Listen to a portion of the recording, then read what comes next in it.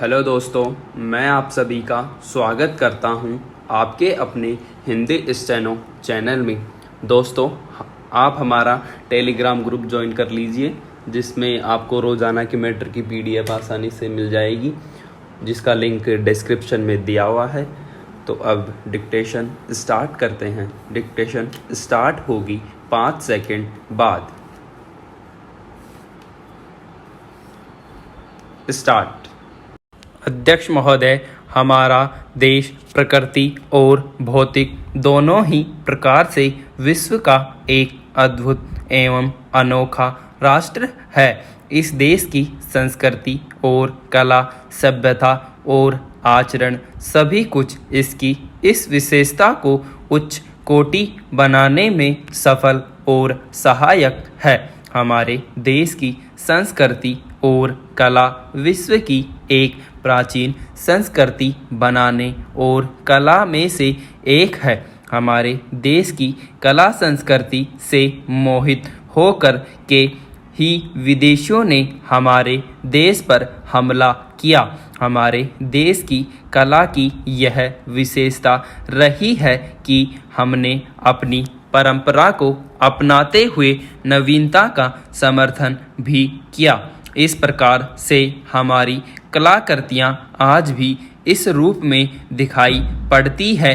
हमारी कलाएं ही इस तथ्य का प्रमाण देती है कि हमारे शासक और राष्ट्रनायक भी अपनी संस्कृति और सभ्यता के ही समर्थक हैं और हिमायती रहे हैं। इसके लिए उन्होंने अपने प्राणों की बाजी लगाने में तनिक देर नहीं लगाई। उन्होंने अपने अखंड राज वैभव को मिटाने या धूल दुसारित होने की तनिक भी चिंता नहीं की। इस तरह उन्होंने अपनी कला संस्कृति की सबसे बढ़कर चिंता की। हम देखते हैं कि हमारे देश पर मुसलमानों ने जब हमला किया, तब उनके मन में इस देश की संस्कृति और कला के प्रति एक विशेष आकर्षण की भावना ही तो थी। मुसलमानों के धीरे धीरे जमते हुए प्रभाव के फलस्वरूप हमारी भारतीय कला ने अपनी प्राचीनता की छाप तो छोड़ी नहीं। अतः हमें इस प्रकार के झांसों से बचना चाहिए और सोशल मीडिया का उपयोग सोच समझ कर करना चाहिए। इसमें बहुत ज़्यादा लिप्त न होकर अपने व औरों के विचार व संवेदनाओं की कद्र करते हुए जवाब देना चाहिए, अन्यथा यह हमारे लिए अशांति का कारण भी बन सकता है। लोगों को आपस में जोड़ने से बढ़िया तरीका इसके अलावा और कोई नहीं हो सकता। लेकिन कुछ लोगों के लिए तो यह हवा पानी जैसा जरूरी हो गया है और इसके बिना वे अपने आप को अधूरा महसूस करते हैं। हालांकि सोशल मीडिया दुनिया में कहीं भी बैठे किसी व्यक्ति या घटना से आपको अपडेट रखता है, लेकिन अति तो किसी भी चीज़ की ठीक नहीं होती। यह लोगों की आदत से भी ज़्यादा लत बन चुका है, जो अच्छे प्रभाव और दुष्प्रभाव ज़्यादा डाल रहा है। विज्ञान के इस आविष्कार को अपना रोग न बनाए, मानो आप सारी दुनिया से उसके मुद्दों से इससे जुड़ सकते हैं, लेकिन अनुभव करने के लिए आपको इससे थोड़ा दूर करना होगा।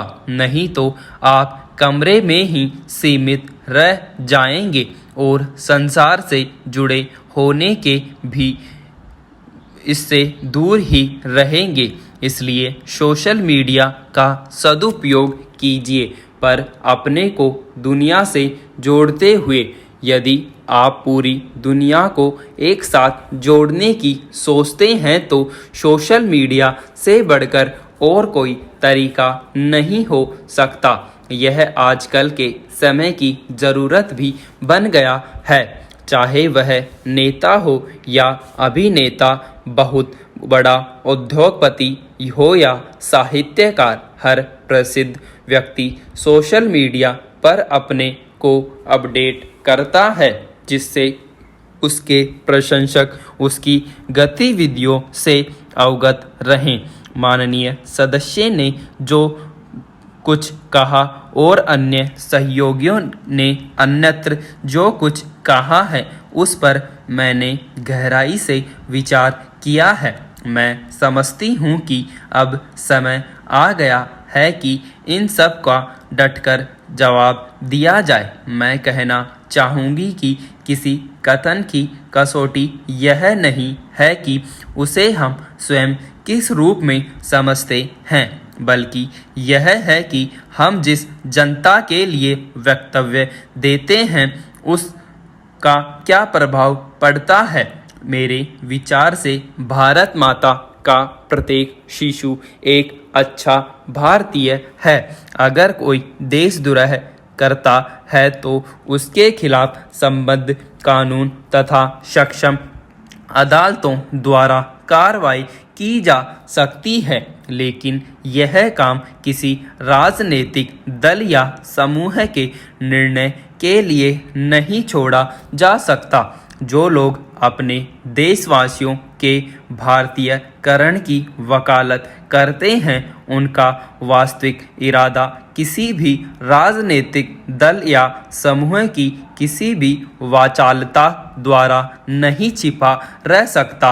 अध्यक्ष महोदय, हमारे लिए बेहतर होगा कि यह सिद्धांत और जीवन मूल्य निरंतर हमारा मार्गदर्शन करते रहें। मैं जोर देकर कहना चाहूँगा कि ऐसी ही सोच से भारतीय पर्यटन उद्योग का दृष्टिकोण सांस्कृतिक और धार्मिक पर्यटन के प्रति झलकता है और इससे बौद्ध मत पर आधारित पर्यटन को भारत सरकार द्वारा दिए जाने वाले के प्रोत्साहन को दिशा मिलती है। महिलाओं की हमारे समाज में एक विशेष भूमिका है। कई मायनों में महिलाओं की आज़ादी को व्यापक बनाने में ही देश की आज़ादी की सार्थकता है। यह सार्थकता घरों में माताओं, बहनों और बेटियों के रूप में तथा घर से बाहर अपने निर्णयों के अनुसार जीवन जीने की उनकी स्वतंत्रता में देखी जा सकती है। उन्हें अपने ढंग से जीवन का तथा अपनी क्षमताओं का पूरा उपयोग करने का सुरक्षित वातावरण तथा अवसर मिलना ही चाहिए। वे अपनी क्षमता का उपयोग चाहे घर की प्रगति में करें या फिर हमारे कार्य बल या उच्च शिक्षा संस्थानों में महत्वपूर्ण योगदान देकर करें। उन्हें अपने विकल्प चुनने की पूरी आज़ादी होनी चाहिए। एक राष्ट्र और समाज के रूप में हमें यह सुनिश्चित करना है कि महिलाओं को जीवन में आगे बढ़ने के सभी अधिकार और समताएं सुलभ हों। सभापति महोदय, अपना काम करने के साथ साथ प्रशासक को, चाहे वह शासन तंत्र में ऊंचे पद पर हो या छोटे पद पर, यह छाप अवश्य छोड़नी चाहिए कि वह जनता की इच्छानुसार काम कर रहा है। वह छापे चाहे 100% सही न हो। यह भी सही है कि हमेशा ऐसा नहीं किया जा सकता। प्रशासक प्रत्येक व्यक्ति की इच्छा का पालन नहीं कर सकता। वह आमतौर पर सही छाप छोड़नी चाहिए कि वह लोकमत के अनुशासन पर काम कर रहा है और लोगों के विचार विमर्श कर रहा है। ऐसी छाप छोड़ी जा रही है या नहीं, यह बात प्रशासन की कार्य प्रणाली पर निर्भर है। लोकतंत्र में ऐसी छाप छोड़ना जनता और प्रशासन दोनों के हित में आवश्यक है। यदि ऐसा न हो तो लोकतंत्र तत्काल न सही लेकिन कुछ समय बाद विद्रोह पर उतारू हो जाता है। यह बात हर तरह की प्रशासनिक गतिविधियों पर लागू होती है। विराम।